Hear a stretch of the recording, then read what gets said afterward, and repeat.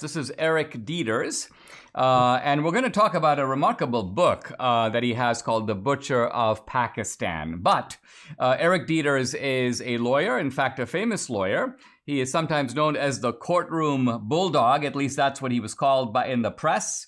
And he is the founder of Bulldog Media and Bulldog TV. He's also running for governor of Kentucky. I believe that race is coming up in 2023. I had the pleasure, Eric, thanks for coming on the podcast. We got a chance to meet. You invited me to speak in the Appalachian Hill Country. It was my first time in Pikeville, Kentucky, a really interesting event. And I think we're on the docket for me to do something else with you later this year. So delighted to make your acquaintance. Thanks for being on the podcast. Talk a little bit, if I may, just to get started, about the political environment in which you're running for office. The political environment that we have here is probably very much like it is across the country, with this exception.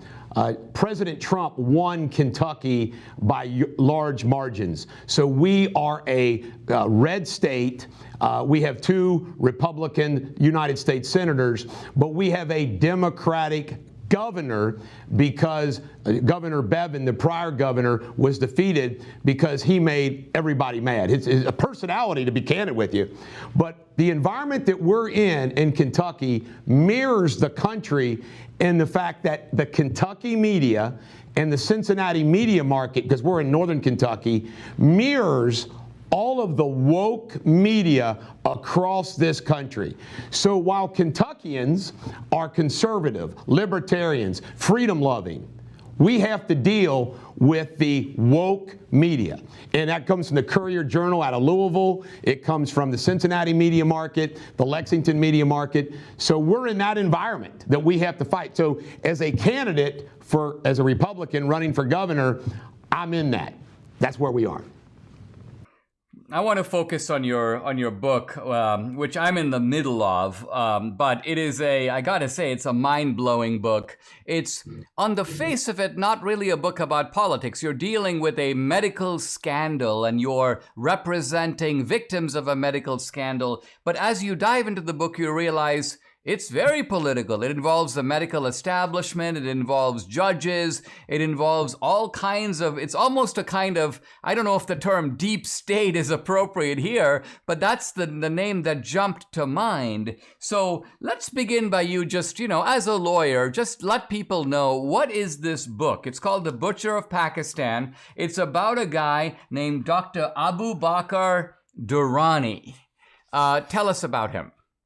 Dr. Durrani was a Pakistani citizen who was Pakistani trained, came to the United States, and beginning in 2005 through 2009, operated at Cincinnati Children's Hospital and other Cincinnati area hospitals. And then from 2009 to 2013, operated at what we would say adult surgery hospitals. During that time frame, from 2005 to 2013, Dr. Durrani was performing unnecessary spine surgeries on children and adults for money. And what the book is about is the battle where we show that the hospitals actually knew. There were people inside these hospitals complaining, like Dr. Charles Melman at Children's Hospital, and they complained, but because the corporate healthcare system wanted the money, I mean, it boggles the mind that they actually allowed Durrani to do unnecessary spine surgeries on children and adults, knowing that for money. And the way he did it, and the ball of yarn got unraveled, Dinesh, is he would lie about the radiology. So he would see a MRI or a CT scan, and he would tell the patient, if you don't have this surgery right away, look at this MRI, CT scan, you have severe stenosis. Your head's going to fall off. You're going to be in a wheelchair. You're going to be paralyzed. And they listened to him because they don't know what a film shows. But what we uncovered is, once we started getting the radiology films read by the radiologist, Dinesh would say, mild stenosis, Durrani would tell the patient and the primary care physician of that patient that they had severe stenosis and needed emergency surgery. And it is the oldest tale in the book, Dinesh: greed. Corporate healthcare greed. We live in a country, Dinesh, and it is a swamp, where corporate healthcare greed runs the show. It's no longer about healthcare. And by the way, we've experienced it with this COVID pandemic. It's the same thing that's happened. It's money, money, money. They create these institutions that require constant money. Well, let's take a pause. When we come back, I mean, it's understandable to me that you'd have a corrupt doctor who is trying to boost their practice. What's interesting to me is the way in which the rest of the establishment kind of goes along with him, covers for him. We'll get into all that when we come back. I'm back with Eric Deters, Kentucky gubernatorial candidate, but also lawyer. The so-called courtroom bulldog. Eric, you're representing, or at least the story you tell in the book covers 1,000 victims. We're not talking about 8 or 10 people. We're talking about a large number of people. And the question I want to get at is, it's kind of understandable to me why a doctor might be out of line, pull shenanigans, try to make as much money, maybe even misdiagnose people. But what you show in the book and you get into is that the insurance companies also have a role in this, and even the court system where you go looking for justice appears to be on Durrani's side.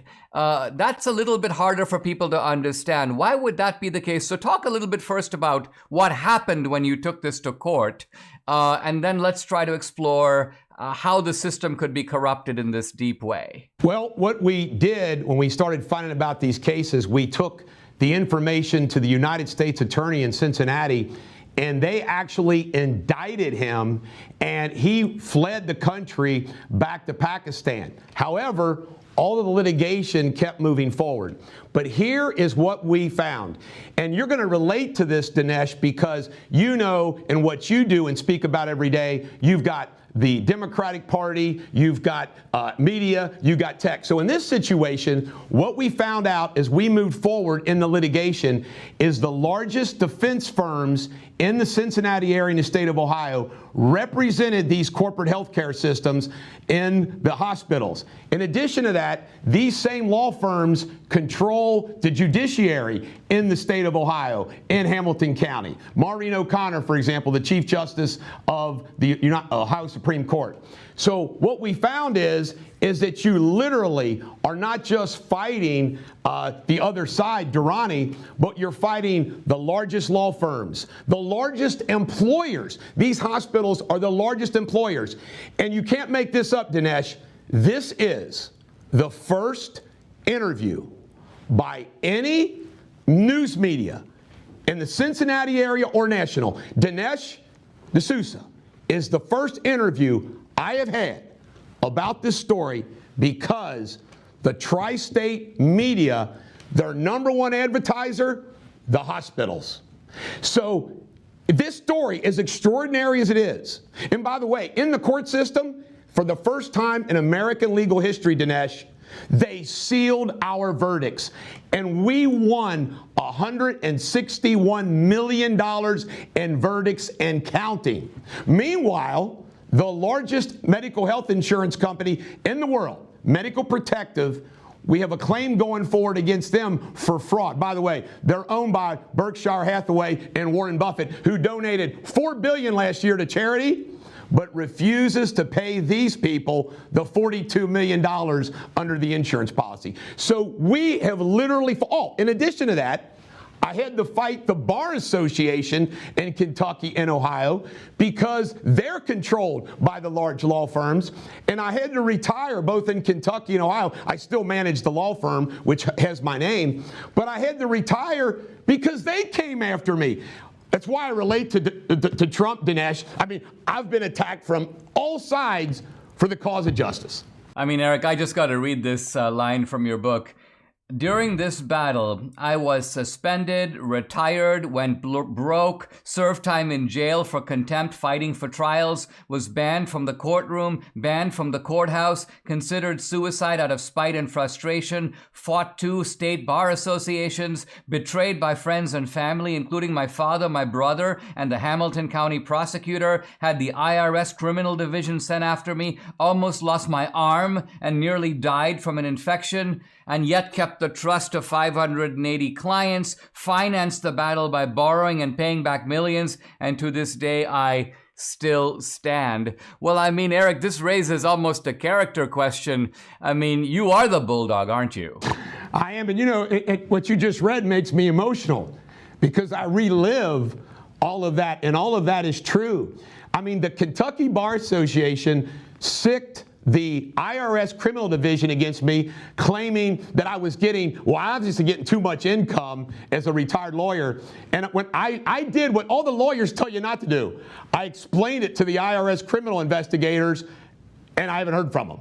But I've lived all that. I mean, it's unbelievable. I mean, I fought it all, but I refused to quit because I knew they would win. And Dinesh, just think about this. The relationship I have with these victims, and by the way, 99% of them come from socioeconomic, because that's who we took advantage of, Medicare, Medicaid. And they've stuck with me through that entire battle. But that makes me emotional, but I did go through all of that.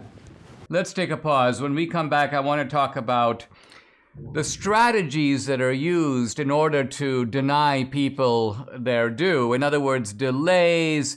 They're waiting for experts to die. They're waiting for people to go bankrupt so they can't continue the litigation. This is terrible stuff. We'll be right back. I'm back with Eric Deters. So we're talking about his book. It's called The Butcher of Pakistan. This is a book that it reads like a fiction thriller, except it's a nonfiction book. By the way, the website is butcherofpakistan.com. You can follow Eric Deters on his website, Eric Deters. This is DETERS.com. Eric is also at Twitter, at Bull Law.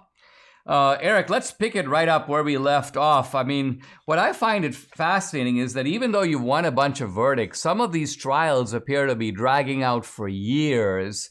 And you say that there are trials going on for 20 more years. And I think you suggest that this isn't just bureaucratic delay. It's part of a strategy to sort of break the spirit of the people who are making these claims, isn't it? Yes, it is.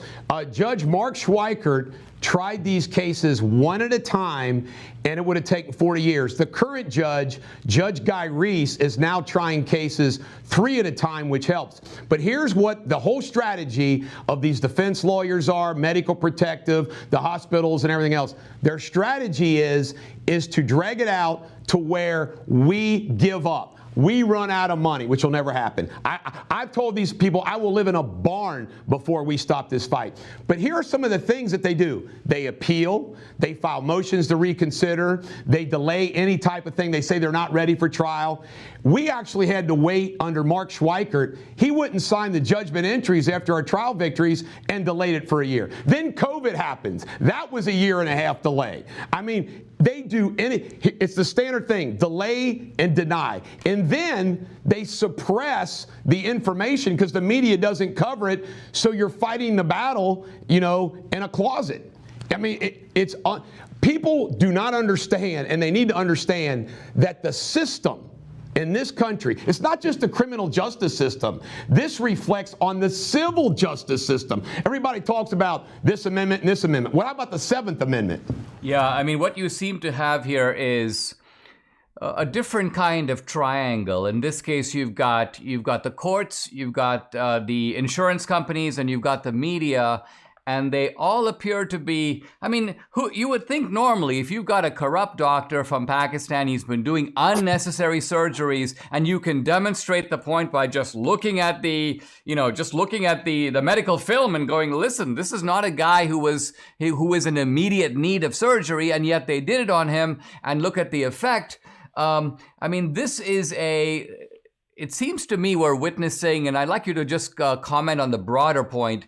Are we witnessing a kind of institutional breakdown in this country in which the kind of trust that we have traditionally had, for the FBI as a neutral police force, to the media, okay, they have their prejudices, they're going to vote for Republicans or Democrats, but by and large, they're going to try to tell you what's important and what's happening. That the court system, that if you get into court, you're going to get judges and juries that are going to give you a fair shake. Again, they're going to have their own prejudices, but by and large, it's the best you can expect.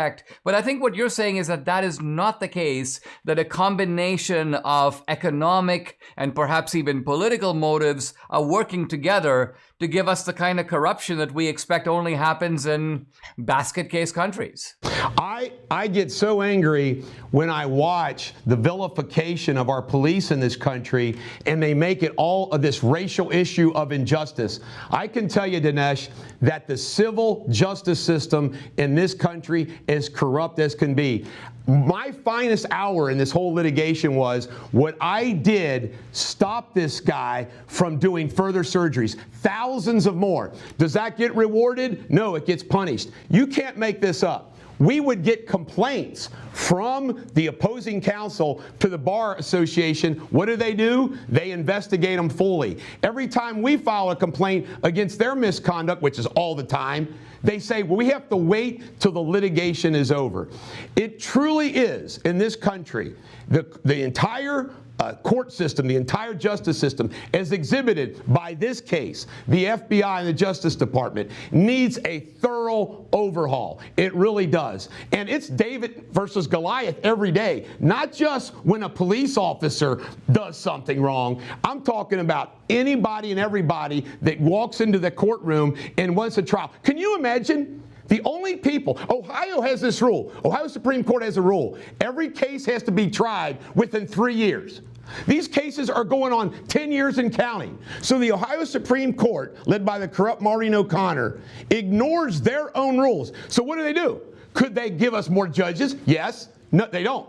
Could they give us big group trials? Yes. The one judge, Robert Ruhlman, who consolidated all the cases and said, we're going to have 3 trials, and it would have been over in 2017, Maureen O'Connor removed him from the cases. So, in other words, if you're a Durrani victim from an unnecessary spine surgery, which is far worse than the Michigan State, Ohio State, the Olympic, okay, there was some improper touchings. These people had unnecessary spine surgeries. All of those state institutions settled quickly, but not in this case. They draw it out. They drag it out. But can you imagine if you're a Durrani victim and they say, no, you don't get your trial in 3 years? Shocking. I mean, this is a really riveting book, and I can't wait to keep going in it. The Butcher of Pakistan. It's written by Eric Deters. And listen, I'm not surprised that the local media is kind of trying to avoid this topic because you have riveting detail upon detail upon detail. Eric, thanks very much for coming on to discuss it. The Butcher of Pakistan, check it out. Dinesh, thank you so much. I love all of your work. You're an American hero. Thank you very much.